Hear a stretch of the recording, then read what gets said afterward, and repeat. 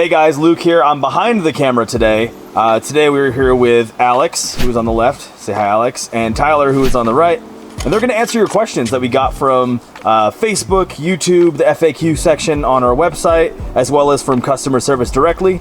So let's answer some questions. You guys ready? Go for it. Bet. Yes. Yes, it does. So this build right here has a Faxon receiver on it.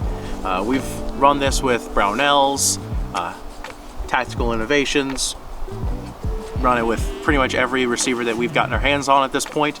There are a couple of points of adjustment for the Manticore X so that you can make it a really snug fit with whatever receiver you're using, whether it's an aftermarket one where it's going to be CNC machined, or if it's going to be an OEM receiver where it's a cast product, so there's some slope to those flat surfaces. Additionally, just because the hole dimensions might be slightly different in terms of their tolerancing and different ways that the surface finish is applied or what that surface finish is, that's why we use our cross pins, these ball detent self-retaining pins, so that if you have a receiver that's a little bit more snug, a little bit more loose, these pins will always stay in place because that's obviously critical to function. You absolutely can install the Manticore X on a charger pistol. Here we have it on a charger with a brace. If you didn't want to run it with the brace, you could totally get rid of this brace. You could do any other Picatinny braces. You could do absolutely nothing on the back end of it at all. You could do just a sling if you wanted to do sort of like MP5K sort of style at home kind of thing, whatever you like. We have MP5K at home. We do. It's a very good question. Pretty much with any other firearm that I can think of, hacking off the sides of the mag well would probably cause an issue. The 1022 sort of stands alone in that regard. So if I can just pop the receiver off and hold on to these pins, I can show you what I'm talking about.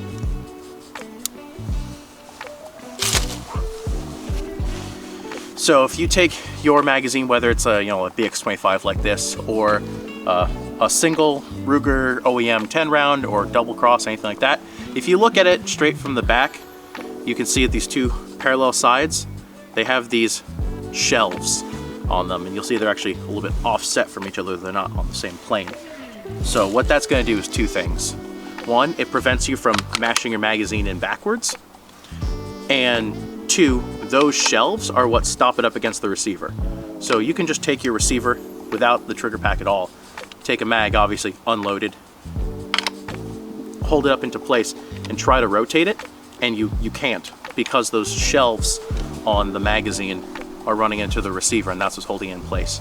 Obviously, when you're testing it like this, you can still move the mag forward and back, but that's where the front of the lower comes in. You have this flat face for it to run up against, and then you have that spring-loaded plunger, same as an OEM style, that's going to give forward pressure to the magazine. So to answer that question of will it cause a functional issue, no, the 1022's receiver is what limits magazine rotation or wobble. Additionally, if you do ever have any sort of feeding issues, rimfire things can happen sometimes.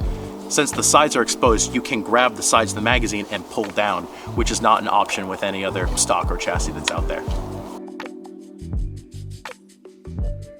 So the receiver cross pins are not in danger of walking out because with every single Manticore X Lower, we include our upgraded receiver cross pins, which we've had for a number of years now.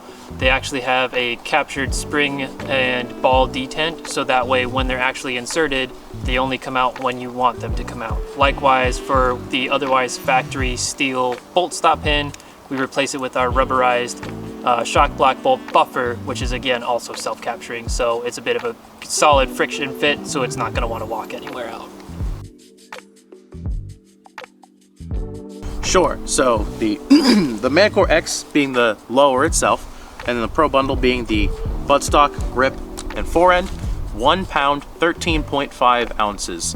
And so instead of having to figure out the math of whatever your chassis is and then whatever the weight of your trigger assembly is to figure out the net weight of your lightweight build, that's everything you see here put together, 1 pound, 13.5 ounces.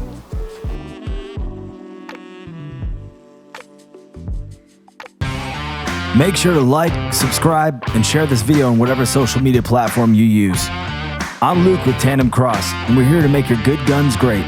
Keep up with us on social media for daily updates. I'll see you next time.